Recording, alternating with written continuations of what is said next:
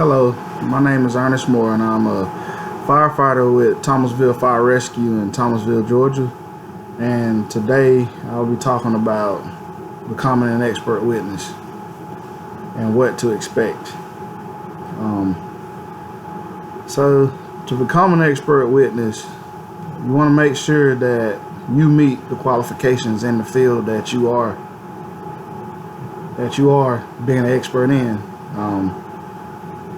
You want to know the law, as well as be able to explain advanced concepts in fire behavior, fire dynamics, and just in fire in general to people that potentially have never heard the fire jargon, they've never heard slang words, anything that has to do with fire-related activities.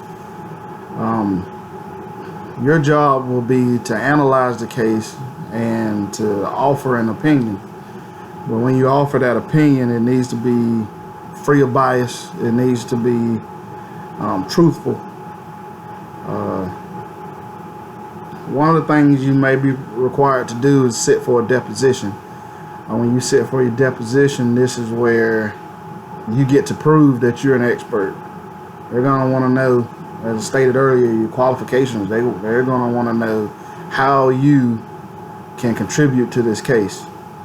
90% of cases, when they go through their deposition, 90% of them don't even go to trial.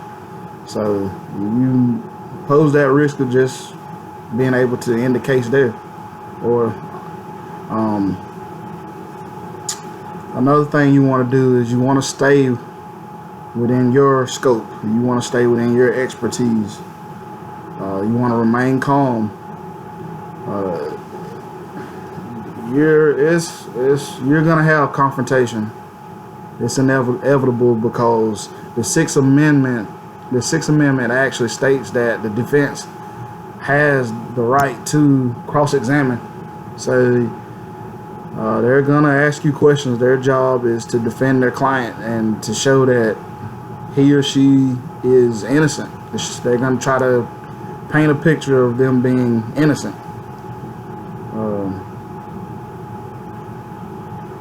When explaining fire modeling, as I stated about fire behavior and fire dynamics, you have to be able to explain the fire tetrahedron. You have to be able to explain flow path to a group of people that have never heard fire behavior. One case that comes to mind where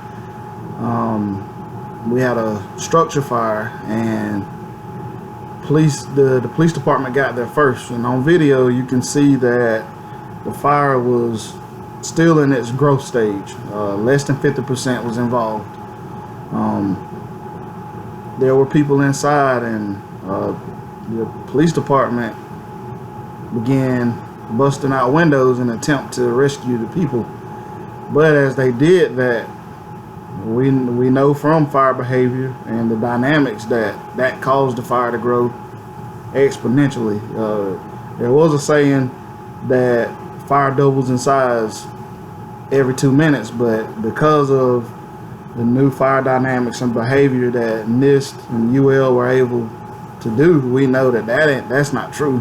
That it can happen in less than a minute. That flashover can happen, and on video you can see that the fire, it caused that fire to advance into a fully developed state. And as an arson investigator, you have to be able to show that the fire department did not cause that damage. That if you're saying an accelerant was used, that might not be the case. That PD just accelerated that growth. So you have to be able to explain how the arson happened before.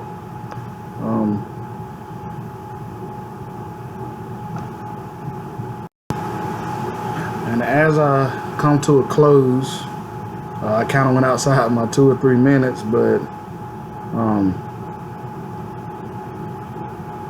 make sure that as that expert that you do your homework and continue to learn, because the fire service is evolving and we have to stay on top of it.